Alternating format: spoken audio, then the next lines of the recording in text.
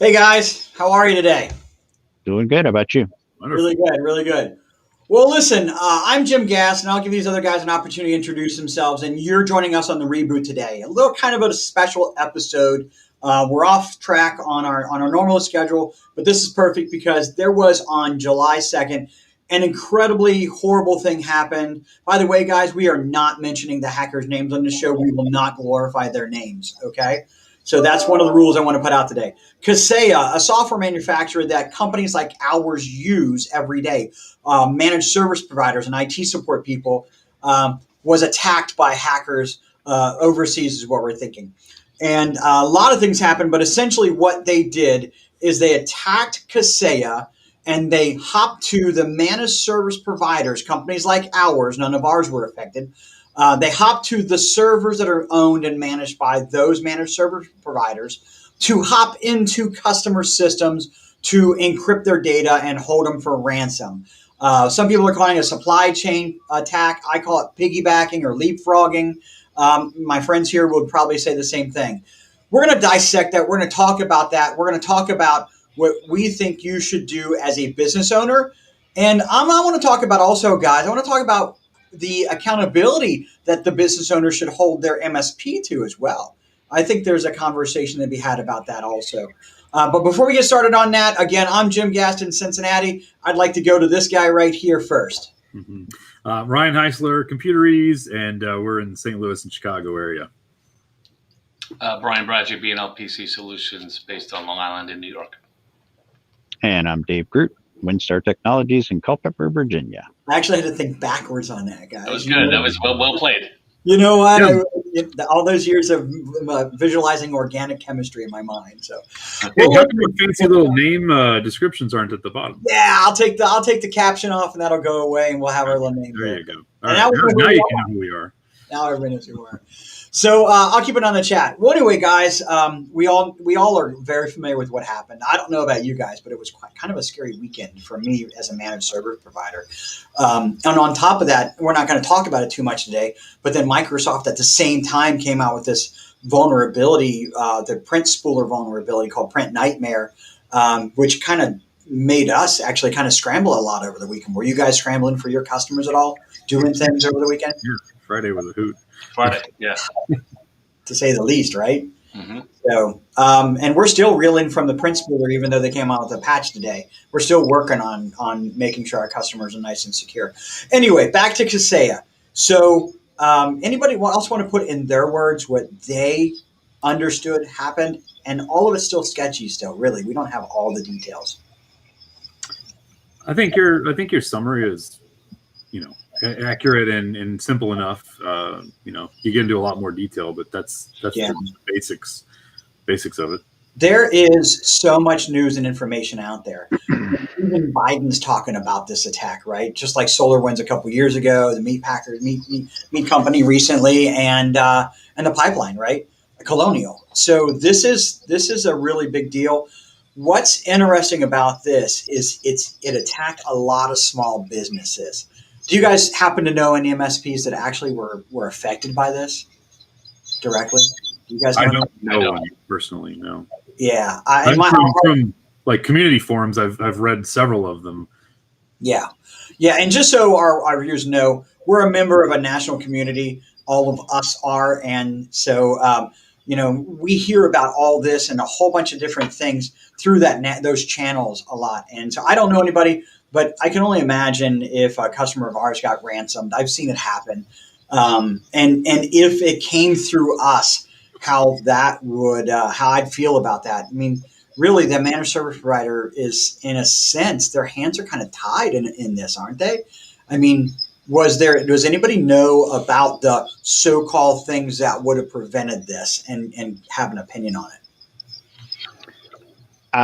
I mean, the best I can say that I understand, and this is a very common practice in our industry, is that the software itself was compromised, meaning the executable file that represents an update or the installation or the agent in this case had been compromised. And because it was a tool of the trade, it had also been whitelisted in many cases with other security aspects that would normally have picked up on some of that traffic. And so it ignored it. And it was trusted. It's the same concept as what happened in the SolarWinds attack. SolarWinds was a trusted software platform. It had an update. It was pushed out through that trusted platform. It was not scrutinized by security because it was a trusted platform. And therefore, they were able to compromise the systems that were used by that. So I think, the key thing here is the word zero trust. I mean, that is the buzzword in the industry today, and it is the one thing that we have going that allows us to kind of stop some of this stuff in our tracks. I think Kaseya reacted really fast to this, and I understood. I'm really only going by what Kaseya says because everything else, I don't care what news outlet it is. There's, like Dave, you said, we're weeks away from understanding what this is going to be. We may never fully understand, but I will say that I'm impressed with Kaseya's response. They have been as open as they can be. They have worked very fast. They even took additional precautions to shut down cloud servers. And the detail is this: if you had this Kaseya on-premise Kaseya server as an MSP, or if an enterprise customer had this Kaseya server running, that could have been compromised. It was on-premise servers only, not their cloud-based environment. But because of the threat, they shut down the cloud environment too at the same time, and just said, let's shut it all down. Let's just be safe. I think that that's very, very good stewardship of technology and in a security environment. That's what we try to push too with clients is not having them throw money at us to make them, so they can't be compromised or penetrated. It's really how fast can we identify that you were breached. So you want to take that window from here and bring it as tight as you can to say, guys, we got to shut you down. There's been something happened. We may not know the extent of it, but just to be able to identify and minimize that time is huge. And that's like you said, Jim, it's impressive how quickly they just shut it down. It's just like, you know what, turn it off. And they said everybody that's got Kaseya essentially turn it off. And if you look at the other integrating applications with Kaseya, or companies that even have loose integration with Kaseya, they just cut them off as well. This was a really good concerted response in general, I thought. So, go ahead. No, so I was actually just on my other screen here. Was watching an interview with a person from our not a like mainstream media news interview, somebody in our circle in our community who is interviewing this. I don't even remember what his name is. Fred Vacala. Fred. I think it's Fred. Maybe I'm wrong. If it's Frank, it's wrong on here because I'm reading it off the screen. It says Fred. All right. Fred. Interview with Fred, who is the CEO of Kaseya, and he was saying that they have the way that their infrastructure is built. They've bought a lot of companies, and every time that they've bought a company, they leave that infrastructure in place. So all these different pieces of Kaseya are all completely separate infrastructure. None of it overlaps, and he said they've built some integrations between their own stuff, but there's no way for a hacker to get from A to B because all of their platforms are independent. He said all the infrastructure is different. The teams that manage them are different. They're all run out of different data centers. They're all, everything is separate. There's no, they don't share the same servers, the same data center. They don't share any of that information. So just from that perspective, all of Kaseya's products are separated out. So if you're using a different Kaseya product, he even said that they had the FBI and Homeland Security who've looked at all this and they said, yeah, these things are all separated. So there shouldn't be any reason why one Kaseya product would be infected if it was not the specific one. So guys, I want to talk to you about, so we kind of understand the surrounding, right? We understand we will never fully understand, or it'll be months before we become close to understanding what really happened.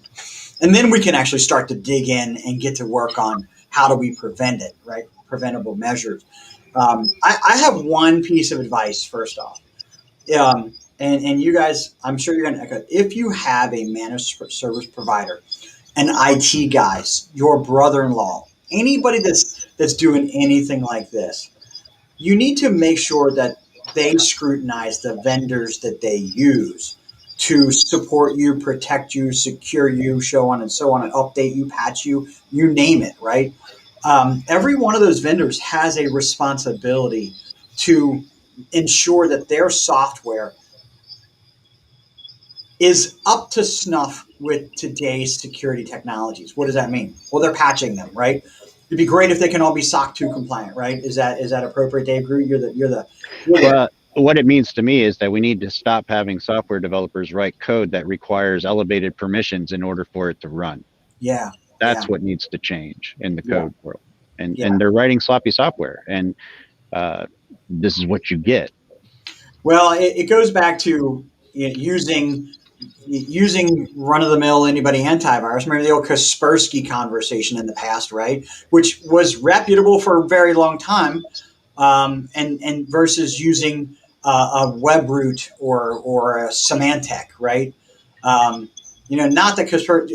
I think Kaspersky started out as freeware, didn't it? If I'm not mistaken. I don't believe so. I can't remember, but you don't want to use a freeware antivirus or a freeware remote management software. You want their software to come from a reputable source that has reputable practices and is securing and updating and patching and doing whatever they need to do to their software. Let me hold your managed service provider responsible for ensuring that. So it's not. I don't think it's okay. So a couple of points to that. So number one, I think all of us probably maybe not use a managed endpoint protection product, right? Where there's somebody actually watching it.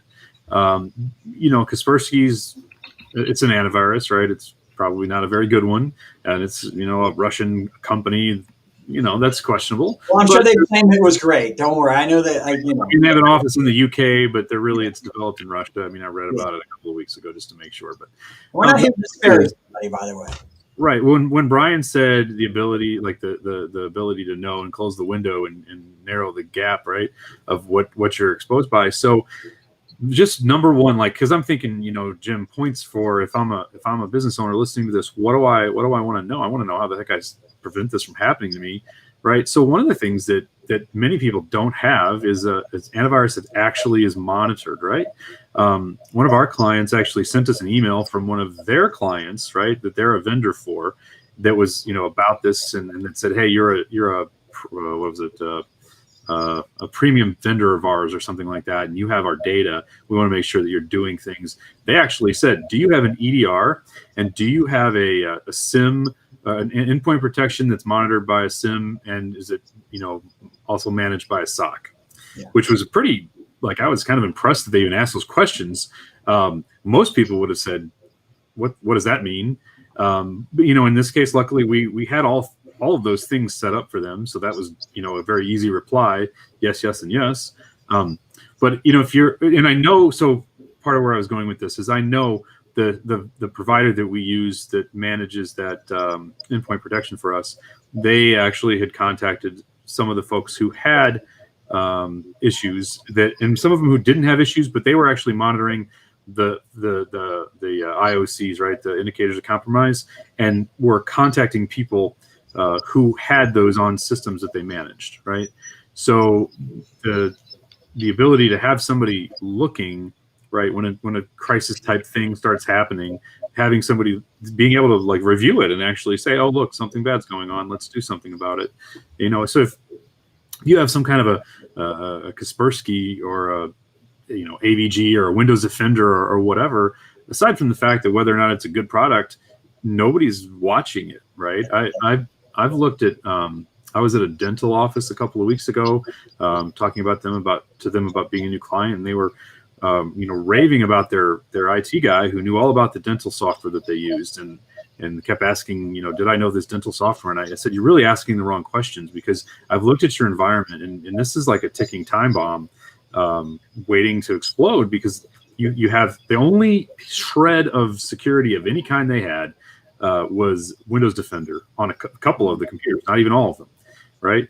Nothing's being managed, nothing's being monitored, nobody's watching anything, right? There is very little standing between you and ultimate disaster. So having a solution in place that's going to actually monitor those things, right? That's what you need, in addition to some other things, but that's like the bare minimum. Yeah, but I mean, if we're looking at if we're looking at that dentist office, right, who has an MSP, who has an IT guy, right? Yeah, they need to have software that's looking at somebody. The MSP needs to be looking at it, or they need to have be using vendors that are looking at it and alerting, right? But more importantly, from that business owner's perspective, shouldn't they be asking those questions? Do you tell me about your antivirus software? Tell me about your firewalls. Tell me about who's watching the stuff. They Who's don't know. responsible for They that? don't know what They to don't ask. know. No, you can't. Yeah, Well, good. You're on the right track, Dave. I was just going to say, I mean, a typical business owner, A, is not necessarily interested in the tool set, and B, they're not necessarily even aware of it. Like, it's not their role, right? Like, I want to know that they're good. That's it. We're good. You got us, right? That's And right. We're they covered. told me, right? They said several times, like, I mean, there were probably 5 or 10 jaw-dropping moments in those conversations of, "You're kidding," and they said, "Well, we thought we were safe," and I said, "Well, no. You not only are you not safe, but you're probably like one of the best examples of the most unsafe place that I've ever come and looked at, right?" So not only, you know, you have no Windows domain, you have no way to authenticate anybody, you have no antivirus, no endpoint protection, no firewall, no spam filter. You know, basically you have nothing, right? But here's the thing. That managed service provider, that IT guy, right, or gal, should be telling them and educating them. Should be, yes. Oh yeah, of That's course. the problem. But Jim, we all know that there's no requirement that you know what the heck you're doing to be an IT guy, right? And so the sad and scary thing about it is that this person that they're using, it's a company, but I think it's a company of one, maybe two, but I think it's just a company of one.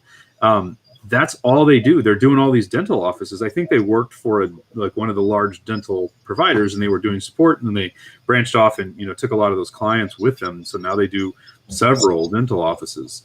And doing several dental offices, this is what you get, right? This is what they're providing, knowing that this dentist office is in a healthcare environment that's governed by HIPAA and has, you know, more security requirements than most. And you end up with, you know, Windows Defender on a couple of the computers, and that's literally it.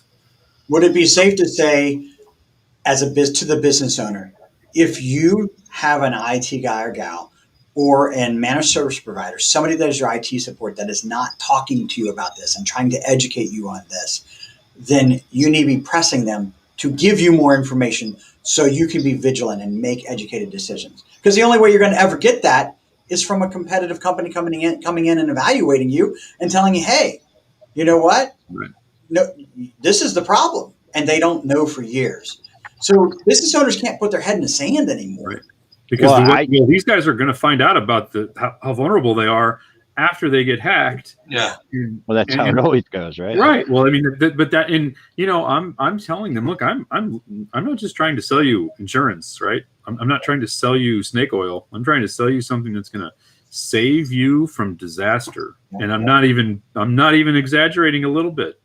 Yeah. Yeah, I can tell you, there's probably 1,000 companies right now that are wondering, you know, man, I wish somebody would have told us X, Y, and Z. You know, I don't use on-premise management servers. I know that one of our group does, and I'm concerned about that. Do you guys use on-premise management servers? No. It's all cloud-based with the vendors. You know, one thing that scares me, Jim, is, and just to be fully candid here, is we have all of our clients are backed up every 15 minutes on-prem.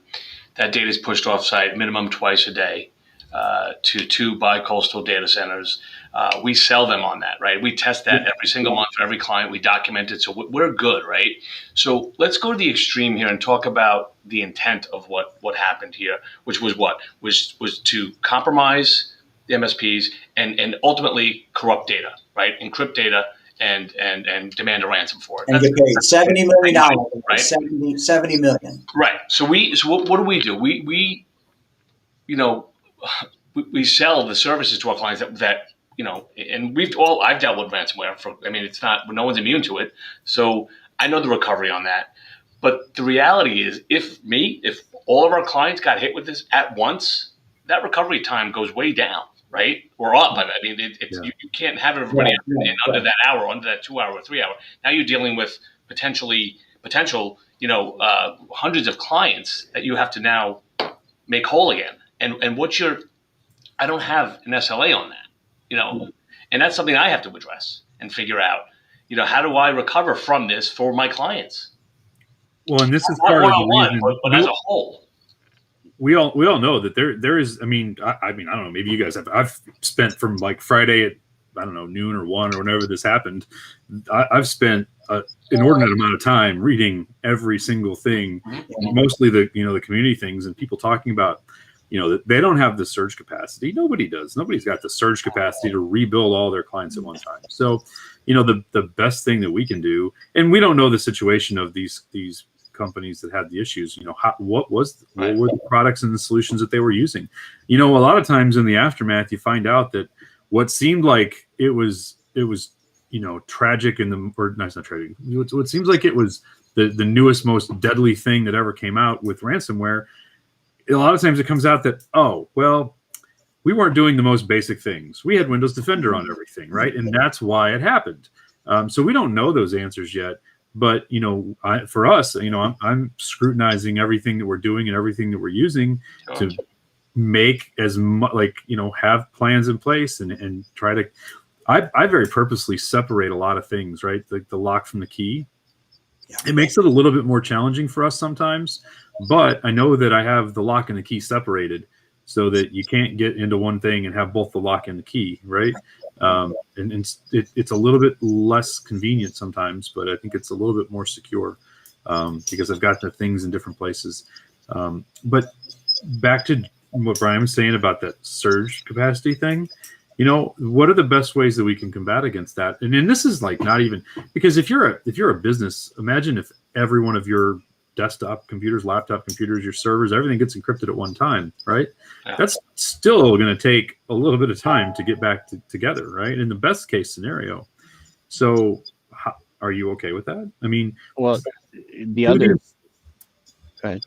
I was going to say, do the things that we're asking to do, right? Like we have, for the most part, we have the solutions, right? Like we know the things that could stop these, even could stop the Kaseya attack, right? Let's call that lower the risk. Right, exactly. I mean, there's never a 100%, but we all basically know the ways that currently exist that we can block those and other things. Now, again, listen, you have clients now that are more at risk than other clients. I'm sure you're going to say, yeah, right. You have some that aren't. Mm-hmm. Yeah, I think we all do. Yeah, and we try to push our call it your security stack or whatever you want to call it, and it's based on any new clients. What we do is there's no choice. This is what you get, right? And we find ourselves now going back to existing clients and pushing additional security services that we strongly feel will help minimize your exposure and that risk. And that's all we can do. It's a cat and mouse game.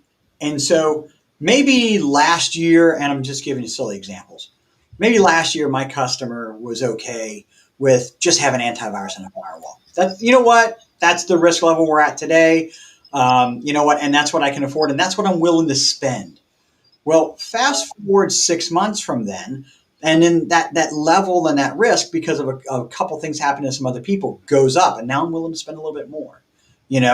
Now today, I'm willing to spend a little bit more because I can see more is happening. And it's going to continually elevate. And it's not that I don't think any one of us are gaming that to make people spend more money, right? We're just trying to help consumers, business consumers, meet the risks today appropriately for themselves. I don't think we want to sell anybody anything that they don't need. If I'm going to a mechanic shop and he's got one computer here, or he's got one computer, I'm not going to sell him a managed detection and risk response and a SOC and all that stuff necessarily, right? Especially if it's a cloud-based service for their shop management system, right?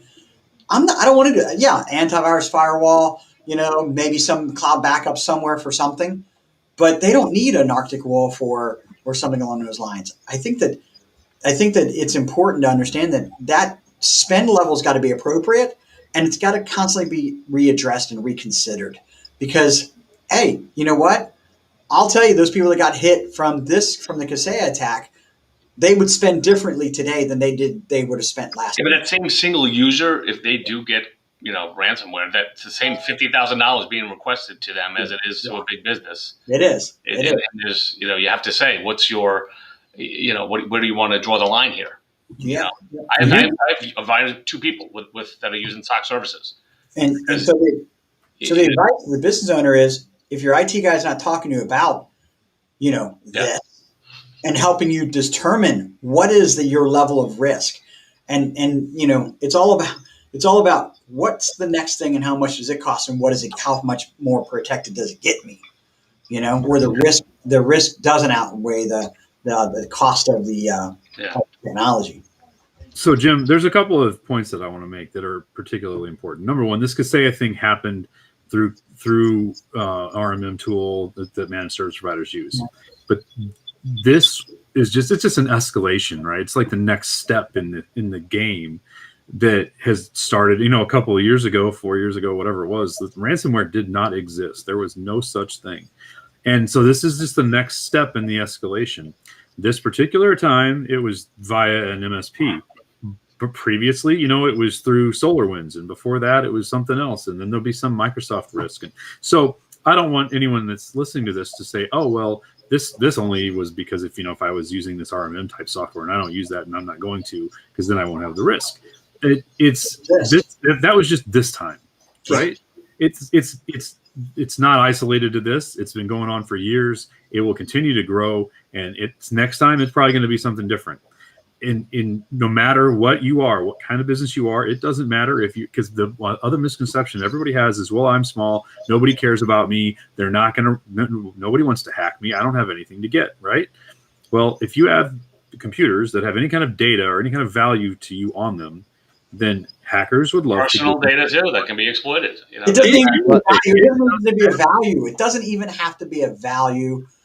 They aren't even aware of who it is they're hacking. They don't care who you are. Right. They're just hacking everybody. It doesn't matter. That's one of the things that I think that every business owner needs to know is because I hear this a lot, and I'm sure the 3 of you hear it too. Oh, I'm small. We don't really, we don't have that much to secure. What are they going to take? This is my favorite line. I don't need any of that stuff. We can keep going without it. Right. Or we've been fine for X number of years and haven't had a problem. This is different, right? This is, like I said, this is a game that has evolved over time, and it's different, right? And if you haven't gotten hacked yet and you're not doing anything about it, you're just lucky, and that luck will run out at some point, right? I had a conversation with a business owner today that deals with government contracts, and they made a comment that the cybersecurity issue in this country really only pertains to senior citizens who are not smart enough to not know how to click on things, and they lose their retirement funds. And he has had weak internet security for a long time and hasn't been breached. It's not a problem. And I said, well, just because you haven't been breached doesn't mean you won't be. And then the second thing I said is, how do you know you haven't been breached?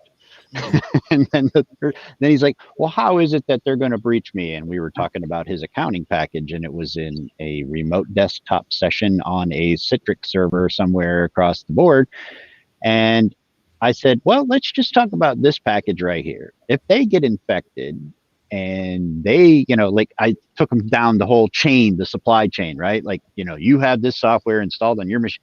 And well, I got a lot of important information in there. I'm like, yeah, you sure do. And he's, well, they're definitely protecting it. I'm like, well, I'm sure that they're trying to protect it. But if you think that they're not, like, part of the whole potential scam and breach, you're wrong. Like, they can very well get breached.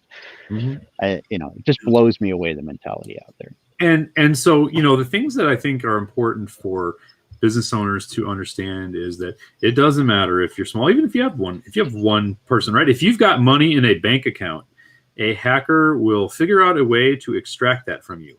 Either they will blackmail you into giving it to them, or they will figure out a way to just take it themselves, right? Yeah. I can get a keylogger on your computer, and if your bank or you doesn't have good security and it's just username password to get into your bank account, I get into that bank account and I can do some ACH transfers out of here, right? Or I can do some bill pays, or I can get into your payroll software and I can change all the checking accounts for all the employees to my hacker account, and the next time you run payroll, I get all the money and your employees get zero, right? I mean, I have, everything I'm talking about. I've seen it or heard it. And, so it doesn't matter what size you are. And if you're small, you're just low hanging fruit, right? You're easy. Let me make this really worse than we're framing it. Okay. Because it's something that I just recalled that we haven't mentioned in this show. The hacker company that did this wasn't that everybody's thinking of, right? Is not the company that did this. They're the manufacturers of the software that is sold to, leased and rented and supported to other hackers. So here you are as this great big software hacker software as a service company, a cloud software, if you will, in the dark web. We make software. You're having a problem with your hacker software. You call us up, you get support on your hacker software. No problem, we fix it. You just ransom 5 companies. Congratulations, it's all taken care of. They sell and lease that software to unlimited numbers of what they're calling affiliates that are then doing their job across the internet. Right. So basically, it's just a tool that top organization, they get a cut, right, of the ransom that you collect. So if you're a hacker, you don't even have to be that good, right? You just use the software that somebody else. Read the manual. All you gotta do. Read the manual, right. And exactly. You deploy your own. You set up your own little node. You get your software distributed somehow. You either find a vulnerability, or you start sending out some phishing emails, right, with some links in it, or you hack some people's email accounts and start sending emails out to all of their contacts in a trusted way, fool people into clicking on the link. Now you've got ransomware.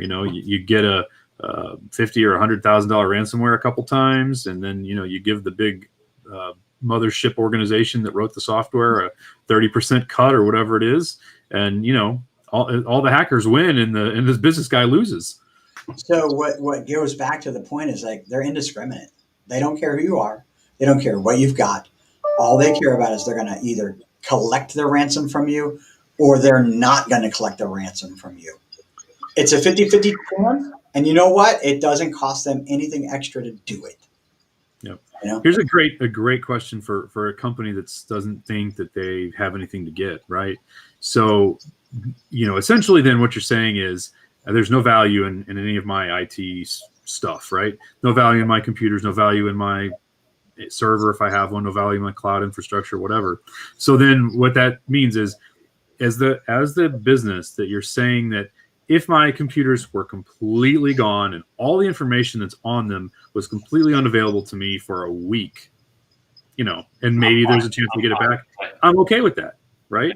And if you're not okay with that, then you have to take these action steps, because if you're not okay with that, well, then that's basically what you're risking, right? Being completely cut off from all of your technology for a week to forever, right? I mean, if they steal your information and you're not working with somebody who's backing you up, and you don't want to pay the ransom, then you have no other options. So you've got, the idea to think about, you may be okay with not having that, you can function, but if that gets leaked or exploited, is there anything in there that you may not want out there that may be of more importance to you than being able to function as a business? Do you have other people's data that will get you exactly? And that's the other tactic these days, is they're not only encrypting, they're exfiltrating. Right. But this particular hack, they didn't have time. They weren't in the network or anything ahead of time. They just were able to ransom them. Wait a minute. Actually, I heard conflicting reports on that, because the ransoms were anywhere from $50,000 to $5 million. Yeah, but that was based on file extensions in the encryption. That's what I'm wondering. But what was proposed is that the ransom was based on the size of business, so that they had some reconnaissance prior.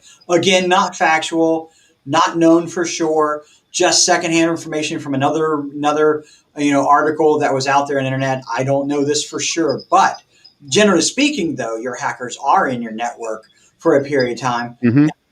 And Brian, talk to that backup, how they're affecting backups these days. Hackers are. Well, I mean, there was an exploit a couple of years ago with a relatively big backup vendor, right? They got into and it actually had them reevaluate how their devices were accessed by their clients. So they know that, okay, so your data is here and it's also offsite. So can they get in there and wipe out that data? And that's been done. So you can't restore the backups, basically. Correct. Yeah. We saw that. I'm going to go on record and say that I checked that with our vendor, and that is not possible. So you cannot delete the data. Ryan, please do not say those words. Don't say not possible. By design, it's not expected. You just there are layers. Facts, man. Don't jinx it. Listen. Real quick, let's go ahead and shut this down because we're over. And I got to get into another meeting. The real quicks on what should you reboot on. My opinion, guys, add 2 of the city one. If you're a business owner, you need to be rebooting on your IT guy, not keeping your head in the sand and holding them accountable to explain to you and educate you what they're doing. That's the first one to me. Anyone else? I would say take an interest in your security, IT security, and be willing to and realize that it might cost you a little bit of money, right? It's not going to cost anywhere remotely close to what it would cost you if you get hacked, right? Not even a fraction in downtime and expense or ransoms or other things like that. So yeah, be proactive, be interested, be involved, and be aware that it's not free, but it's not. It's not unsurmountable costs, but there will be some costs associated. Have an incident response plan. That's top of the line. Yep. If you don't, that guy said it. Yep. Be planning right now for your breach because it's coming. Yep. It's like when your car breaks down, what do? Well, I have an emergency kit in the back of my car, so I'll go back there. Okay.